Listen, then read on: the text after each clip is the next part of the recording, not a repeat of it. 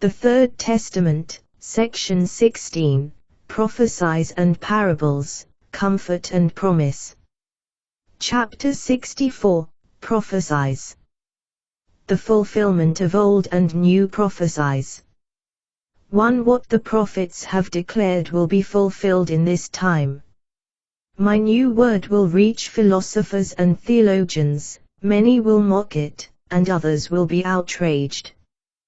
But while this happens, their amazed eyes will see the fulfillment of the prophecies I have now announced to you. 151, 75. 2. Those prophets of old did not receive any legal authority or authority on earth. They were not forced to submit to any authority, and they concentrated only on obeying the commands of their Lord, who put his word on the lips of those chosen by him. 3. Full of faith and courage, nothing kept them from their task of teaching my law to the people and dissuading them from religious fanaticism by making them aware of the indifference and errors of the priests. 162, 7-8. For humanity, does the pain, misery and chaos that surrounds you in this time seem to you to be unpredictable? 5. If you are surprised, it is because you are not interested in my prophecies and you have not prepared yourselves. 6. All was foreseen and all was announced, but you lacked faith and now, as a result, you are drinking a very bitter cup. 7. Also today I prophesy through the human mind. Some prophecies will soon come true, others only in distant times. 8. This people who hear them have the great responsibility to make them known to mankind. For they contain light that makes men understand the reality in which they live, so that they may pause in their frenzied run toward the abyss. 276, 41-42. 9. Much of what I have spoken to you in this time is prophecy, sometimes referring to times to come, sometimes to times to come. Therefore, many people do not want to attach any importance to this divine message. 10. But this word will rise full of light among the people of the coming times, who will recognize and discover in it great revelations, the accuracy and perfection of which will astonish scientists. 216, 13. Great Prophecy of the Nations of the 10th of January, 1945, towards the end of the Second World War. 11. In this moment I am speaking to the nations of the earth. All have my light, with it let them reflect that they have dared to dispose of life as if they were the owners of it. 12. Verily I tell you, your destruction and your pain has caused deep remorse among many and has brought to light millions of people who seek me and call on me, and from them a cry of lament rises up to me asking, Father, will the war of 1945 possibly not end and you do not dry our tears and bring us peace? 13. Here I am present among you, O 7 nations. 7 heads, you who have risen before me in the world. 14. England, I am enlightening you, my righteousness will still afflict you severely, but I am giving you strength, touching your heart and telling you, your claims to power will fall, your riches will be taken from you and they will be given to no one. 15. Germany, I am at this moment haunting your pride and saying to you, prepare yourselves, for your seed will not perish. You have asked me for new lands, but men have interfered with my high counsel. I bend your necks and say to you, take my strength and trust that I will save you. 16. But if you will not trust in me and give yourselves to your pride, you will be alone and slave to the world, but this is not my will. For now is the time when I overthrow the masters and free the slaves and captives. Take my light and straighten up again. 17. Russia, my Spirit sees everything. The world will not be yours. It will be I who will rule over all of you. You will not be able to erase my name, because Christ who speaks to you will reign over all men. Free yourselves from materialism and prepare for a new life, because if this does not happen, I will break your pride. I give you my light. 18 Italy, you are no longer the Lord as in the past times. Today mockery, bondage, and war have destroyed you. As a result of your degeneration, you are undergoing a great purification. But I say to you, renew yourselves, eliminate your fanaticism and idolatry and recognize me as the highest Lord. I will pour out new inspirations and light upon you. Take my healing balm and forgive one another. 19 France, you bring your pain before me. Your lamentation reaches up to my high throne. I receive you. Before you rose to the Lord, now you show me only the chains you carry. 20 You have neither watched nor prayed. You have given yourselves to the pleasures of the flesh and the dragon has taken you as prey. 21 But I will save you, because the lamentations of your wives and the weeping of your children will come up to me. You want to save yourselves and I give you my hand. But truly I say to you, watch, pray and forgive. 22 United States, in this moment I also receive you. I look at your heart, it is not of stone, but of metal, of gold. I see your brain of metal hardened.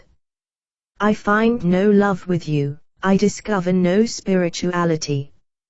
I see only megalomania, ambition and greed. 23 Go on like this but I ask you, when will my seed take deep roots with you? When will you pull down your golden calf and your Tower of Babel to erect the true temple of the Lord instead? 24 I touch your conscience from the first to the last and forgive you. I enlighten you so that in the most difficult hour, when the visitation reaches its climax, your mind is not clouded, but thinks clearly and reminds you that I am above you.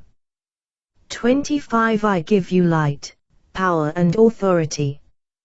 Do not interfere with my high counsels, because if you do not obey my instructions or cross the border I draw, pain, destruction, fire, plague and death will come upon you. 26 Japan, I receive you and speak to you. I have entered your sanctuary and have contemplated all things. You do not want to be last, you have always wanted to be first. But verily I say to you, this seed is not pleasing before me. 27 It is necessary that you empty the cup of suffering so that your heart may be purified. It is necessary that your language be mixed with other languages. It is necessary for the world to approach you. When the world is prepared and purified, it will bring you the seed that I will give it. For I see no one prepared. I do not see with you the spiritual seed of my divinity. But I will pave the way. 28 Soon there will be a chaos of world views all over the world, a confusion of sciences and theories. But after this chaos the light will come to you. I prepare you all and forgive you and see to it that you take the right path. 29 When the time comes and peace comes to the nations, do not be resistant, do not interfere with my high counsel, nor oppose my will. When the nations have made peace, you shall not stab them in the back, for then will I bring my judgment upon you. 37 Nations. 7 heads. The Father has received you. Before you, under your rule, is the world. You are responsible to me for it. 31 Let the light of the book of the 7 seals be in each of the nations, so that men may prepare themselves, as it is my will. My peace be with you. 127, 50-65. Wars and natural disasters, signs in the sky. 32 The same world you currently inhabit has long been a battlefield. But the enormous experience bequeathed to man by his ancestors was not enough for him, a bitter and painful experience that lies before the people of this time like a book opened by conscience. 33 But men's hearts are too hard to accept that fruit of experience which is like a legacy of light. The only thing they inherited from their ancestors was the hatred, pride, resentment, greed, pride, and revenge that was passed on to them in blood. 271, 65. 34 Remember that it is time for judgment, for verily I say to you, every offense will be atoned for. The earth itself will demand account of the bad use that man has made of it and its nature kingdoms. 35 Everything that has been destroyed will call you to account and will make men recognize by this that they were created by the Creator with love intentions and that just this one will, which could destroy them, cares for them, protects them and blesses them. 180, 67. 36 I give you this message, which you must pass on across the seas.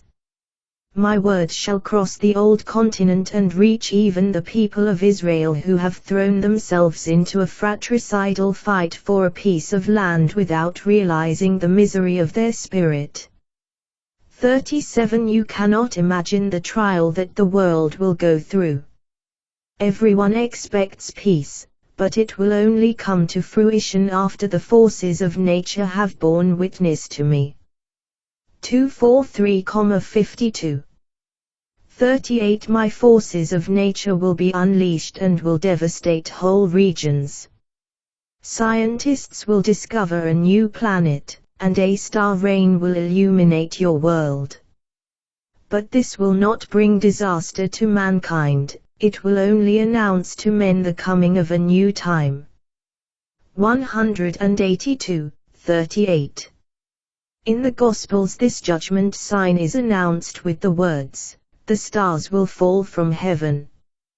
39 I have already revealed to you that my people are scattered over the whole earth, that is, the spiritual seed is scattered over the whole world. 40 Today you disagree and even disrespect one another because of trifles. But when the materialistic teachings threaten to overwhelm you all, you who think and feel with the Spirit will finally become one. When that time comes, I will give you a sign so that you can recognize each other, something that you can see and hear in the same way. When you then bear witness to each other, you will be amazed and say, "It is the Lord who has visited us." 156, 35-36. Prophecy about the division of the Mexican communities. 41 Now hear me well, people, and go to do my word worthily and truly. 42 I see that you carry sadness in your hearts because you foresee that not all these multitudes will keep the law which I have written in your spirit. But I tell you that today, as in the first days, the people will be divided. 43 I have spoken much to you and have marked a single path for all.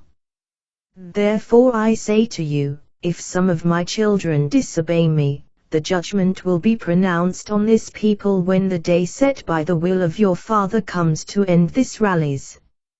44 I came to you in this time as a liberator, showing you the way through the desert, the spiritual day's work of the struggle for liberation and salvation, and in the end promised you the new land of promise, which is peace, light and happiness for the spirit. 45 Blessed are those who set out and follow me on this journey in the desire for liberation and spiritualization, because they will never feel abandoned nor weak in the trials which the wide desert brings them. 46 But woe to those who violate the faith, who love the things of the world more than the spiritual, to those who continue to hold fast to their idols and their traditions. In the opinion of serving me, they will be subjects of Pharaoh, who is flesh materialism, idolatry. 47 Whoever wants to come to the promised land, the fatherland of the Spirit, must leave a trace of goodness in his walk through the world. 48 Come in this way and do not be afraid. For if you put your hope in me, it is impossible for you to stray. If you fear or have no faith, then your faith is not absolute, and I tell you that whoever wants to follow me must be convinced of my truth. 269, 50-51